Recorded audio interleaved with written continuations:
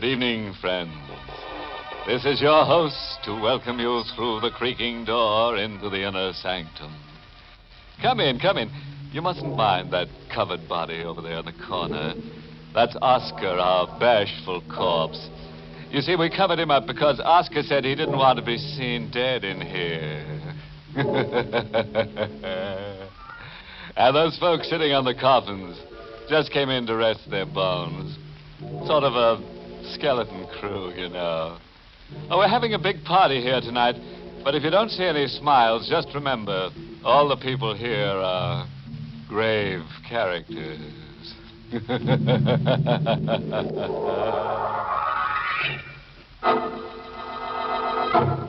Tonight's Inner Sanctum mystery, Corpse Without a Conscience, was written by Ed Adamson and Bob Sloan and stars Carl Swenson in the role of Charles with Everett Sloan as Bellini.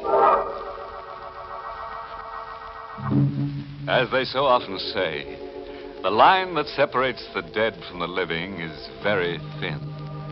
Now take tonight's character, Mario Bini. Bellini crossed that line so many times he almost wore it out.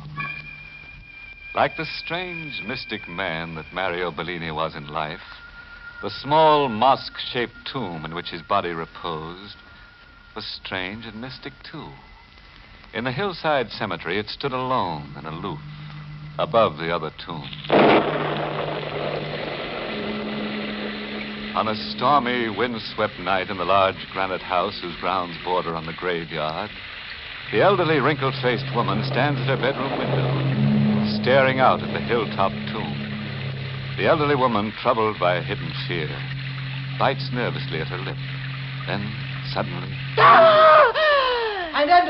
Ananda, what happened? Charles. What happened? Why did you scream? He's come back. He's returned from... Huh? What are you trying to say? Who's come back? Mario Bellini. Bellini? Yes, he was here in this room. It's ridiculous, Bellini's dead. He's buried in that tomb up on the hill. I know, but he's returned from the dead. Nonsense. The dead can't return. Bellini can. He has strange powers. He was here in my room. Can't you tell he was here? Well, how? That odd incense he always had burning in his place. Don't you smell it?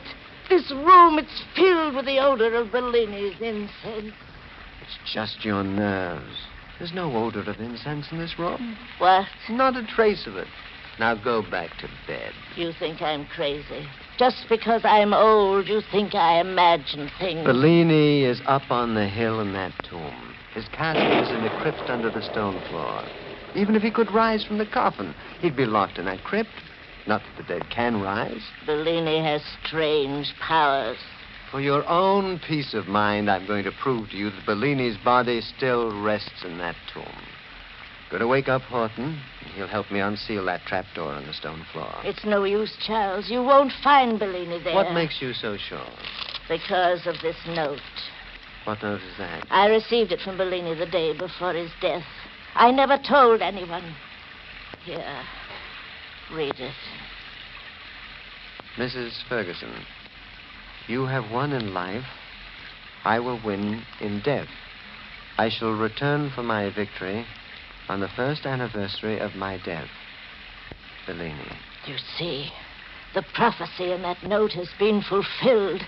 Mario Bellini died just 1 year ago tonight.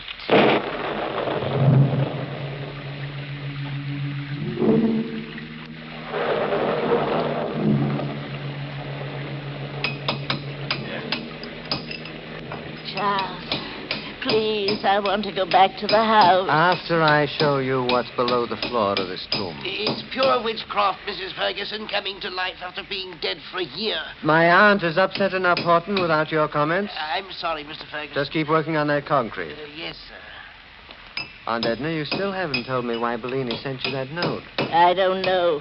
You sure? I told you I don't know. Could it be because you swindled him? Swindled? I won't have you talking to me that way. Forgive me, Aunt Edna. Swindle is a bad choice of a word, isn't it? It was a perfectly legal transaction. I obtained his property fair and open. Just a shrewd business, hmm? Well, I've always prided myself on my ability to deal shrewdly in all matters. How's it coming, Horton? You need any help? No, sir. As soon as I get this bolt loosened, it'll take the two of us to raise the door. It's solid stone, you know. I know. Charles, perhaps we better call the police. You have nothing to worry about, Aunt Edna. Except, of course, your own conscience. That's an ugly thing to say to me. I've given you everything you ever wanted, haven't I? Yes, you have, Aunt Edna. And I've often wondered why. There. It's off. Bolt's free, Mr. Ferguson. I think we can raise the door now. All right, Horton, take hold of the ring. Yes, sir. Let's pull together. All right. Come on. It's beginning to lift, sir. There. That's it. Keep pulling. Keep pulling. It's open. What do we do now, sir? Mrs. Ferguson, you and I are going down there into the crypt. Oh, please, sir. Mr. Bellini always frightened me when he was alive. I'd rather Don't be not. a fool, Horton. The dead can do no harm. But Mrs. Ferguson said he came out to this crypt tonight. Never mind what Mrs. Ferguson said. You are doing as I say. Yes, sir. Ready, Aunt Edna? Yes, Charles. If you insist. I'll take the lantern, Horton. Here you are, sir. All right. Now, you two follow me down. Watch out for your head, Mrs. Ferguson. The ceiling's low. Please, Charles, hurry. Moving as fast as I can. Got to find the catch on the side of the casket. Ah, here it is. Now, pull back the panel, Horton. Yes, sir. Is he there, Charles? Of course he is there. Exactly as I said he would be. Hermetically sealed under glass. No sign of life, is there? No sign of life. Don't be afraid to look. But I... Go ahead. Look. See for yourself. See how safe you are from the unrising, dead Mario Bini. Oh, thank heaven. He's there. And dead.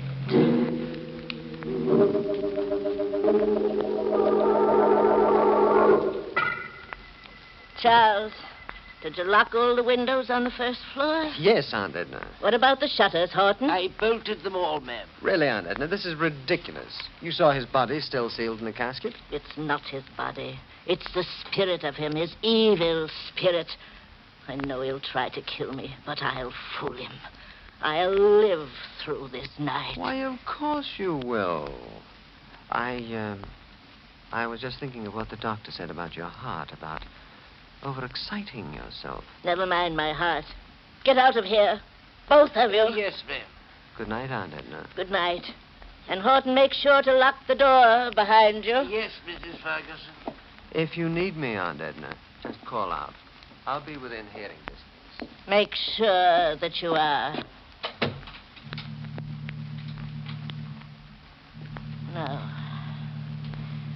Now, let's see. Is there anything I've overlooked? Yes, Mrs. Ferguson. Your closet. Oh, who said that? I did, Mrs. Ferguson. Turn around and you will see. No. Oh, no, it can't be. But it is.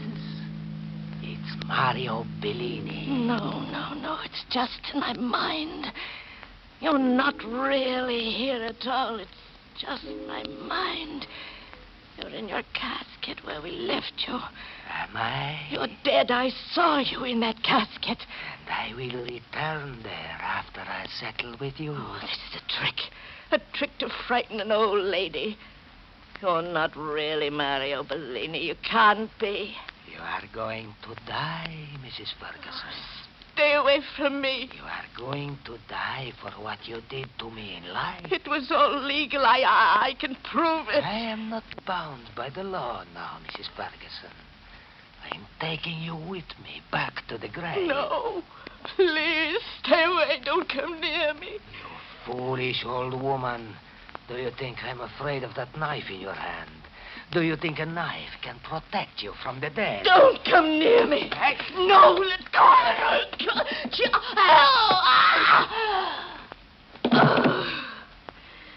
Ananda, what's the matter? Charles. Mrs. Ferguson. Oh, she's been stabbed, sir. Horton, call Dr. Marshall. No. Wait. Bellini. What? Mario Bellini. Return from the grave. Mrs. Ferguson. She's dead, Horton. She was trying to tell us something. What did she say about Bellini? I'm not sure, but it seemed as if she were trying to accuse him. Of stabbing her? Yes, but that doesn't seem possible. Every entrance to this room was locked. Horton, look. Her hand on the knife as if she'd plunged it into herself. Mrs. Ferguson wouldn't have killed herself, sir. And yet there was no way for anyone to get in here. Anyone alive. I don't know what to think now. Maybe my aunt knew what she was saying. Maybe she did. Horton, what are you staring at? Look, sir. This was on the floor. What is it? A ring, a gold ring, with the initials MB engraved on it. I saw that ring tonight. I saw it on Mario Bellini's hand while he was in the casket in his tomb.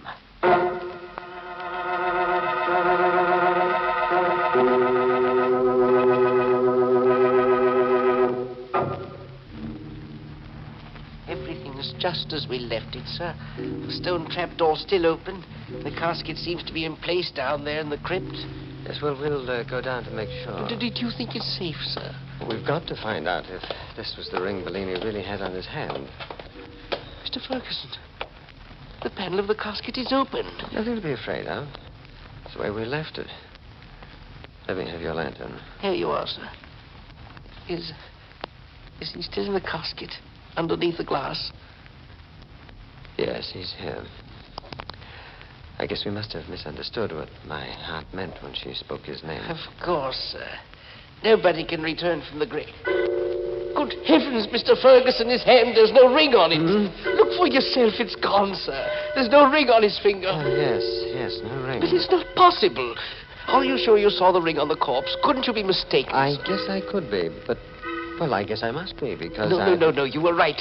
Mrs. Ferguson was right, too. Mario Bini did return from the dead to kill her. Horton, what are you talking about? Look at the other hand. It's stained with blood, sir. I can't understand it.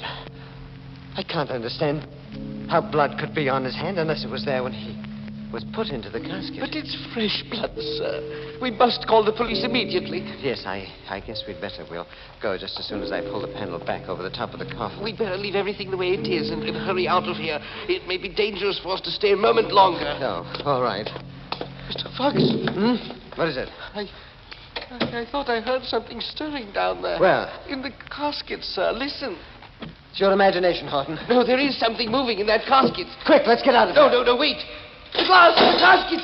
Bellini's getting up from his coffin. Get out of your mind. He's there, standing up in the casket, sir. Wait, where are you going? For the police. Come back, you fool! No, sir. You, Mr. Fergus. I had no choice, Horton. It was your life or mine. That was a foolish thing, Charles. Isn't one murder enough for tonight? What did you want me to do, Mario? Let him go to the police and have them find out that you're still alive? What difference does it make? They'll probably find out about me anyhow. It's a good chance they'd have, after the way you botched everything tonight. Why didn't you do what you were told instead of killing my aunt with a knife? The knife wasn't my idea. I had to kill her or she would have killed me. I wish she had. Would have fitted my plans better. You and your plans, making out a false certificate of my death, burying an empty casket, and hiding me away for a year, all so I could scare your aunt to death. Ah, what a plan. It would have worked if you had followed orders. I did as you ordered, but it did not work. The shock of seeing me wasn't enough for her. Her heart was a lot stronger than you thought it was. Well, then why didn't you leave? Instead of stabbing her? Why? Because it was such a wonderful opportunity. I waited over a year for tonight. I waited long enough for my revenge. So now you may have to pay for your revenge. Then I will pay for it. It will be well worth the price. Well, not to me it won't. I wanted her out of the way to inherit a fortune, not to go to the chair for it. That is your problem. After all, Charles, I am officially dead, you know. Shut up, will you? Horton could have been my alibi. If you hadn't gotten blood on your hands and made him suspicious. Then why did you bring him back here? You know something had gone wrong. We found your ring. I had to prove that you were still in your grave, didn't I? All right. What are we going to do with his body? I was just thinking about that. And?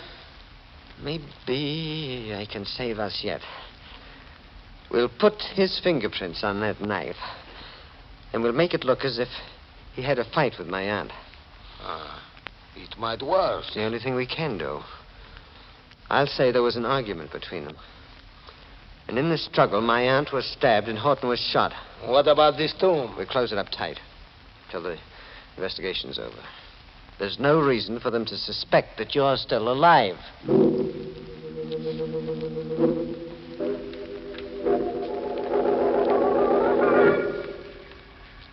Yes, Lieutenant, the bodies were just where you found them. You didn't touch a thing, Mr. Ferguson. No, not a thing. My aunt was there on the floor near the bed, and Horton was only a few feet away.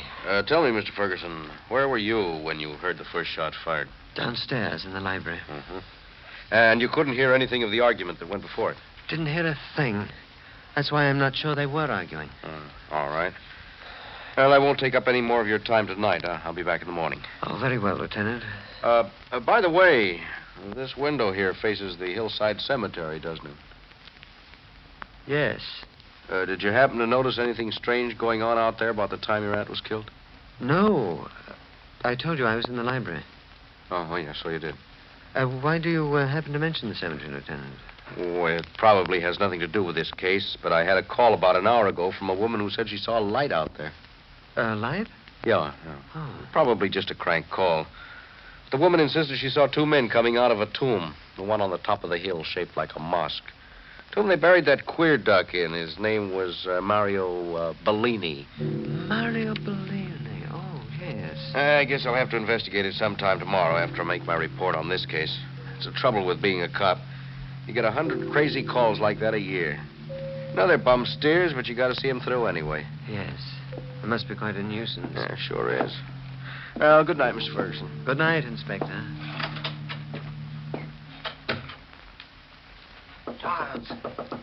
Charles, what do you want, Mario? Is it all right to come in now? Give him a chance to get out of the house. He won't come back anymore. All right, all right. Come in. I heard what he said, Charles. Well, what about it? If the lieutenant goes to that tomb tomorrow, there will be trouble. Why do you say that? Are you crazy? That stone door to the crypt is chipped. The bolt has been broken. And there may be blood stains on the floor. Well, what if there are? There's no connection between me and Mario Bini. Isn't there? What about the false death certificate? Don't you think they can eventually trace that back to you? Oh, I don't know. Well, I'm not going to wait to find out. I'm taking the first train out of here, and you had better do the same. Run away? What good would it do me without the inheritance? Where can I go? How can I live? That is your problem, not mine.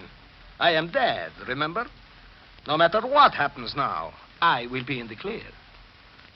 Oh, that's right. If you go, you'll be in the clear. And if you stay, then I'll be in the clear. What do you mean? There's only one flaw in my story, Mario, the false death certificate. That certificate doesn't have to be false. What? It doesn't really have to be false at all. If you're dead when they open that casket tomorrow, then my hands will be clean. Charles. Yes, that's the only way out. No, Charles, stay where you No, are. I can't let you live. You've got to die. No, Charles, wait. No, I've you've got to die, Bellini.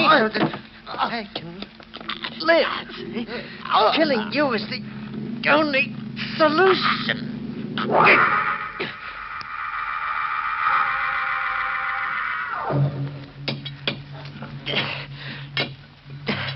What a shame, Mario, that you can't help me lift this door, even with an iron lever. too much for one man to open all the way. Now it's coming. It's a little farther. I can prop it up enough for me to slide in. Not that.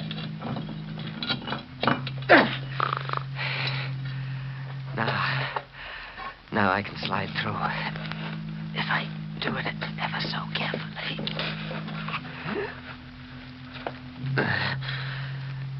Now, it's your turn, Bellini. I just pull you through the opening. Now I can carry you the rest of the way down.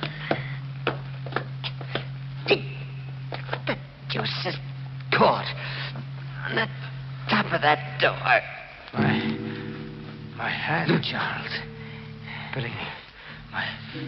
My hand is on the door, Charles.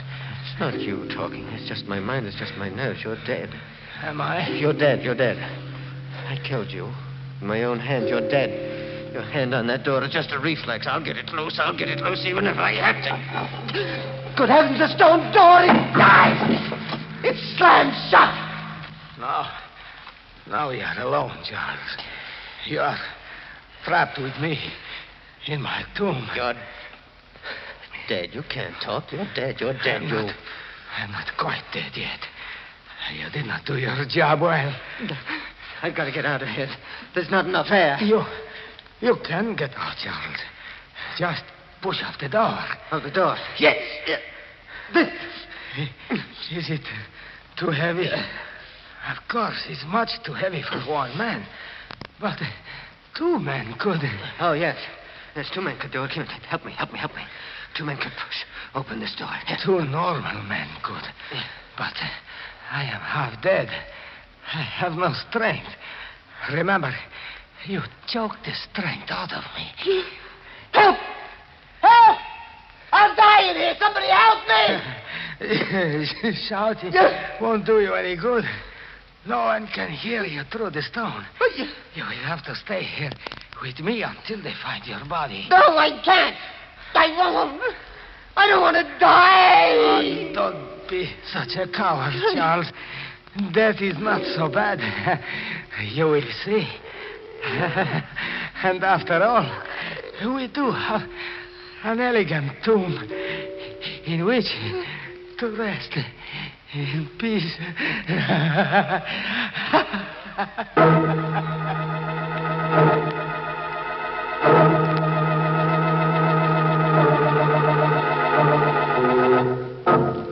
That's what we mean when we say the guy died laughing. No sense of humor, that Mario Bini. Just couldn't take a choke. Oh, well, I'll have to get along. Now, Bellini and I have a date with a couple of ghoulish girls. We're going out tonight to paint the town black.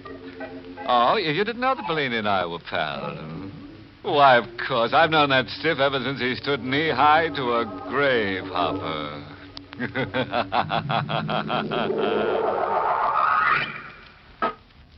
Good night. Pleasant dreams.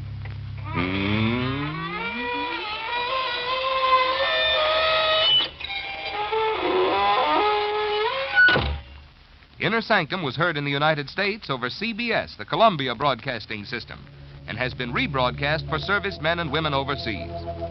This is the United States Armed Forces Radio Service, the voice of information and education.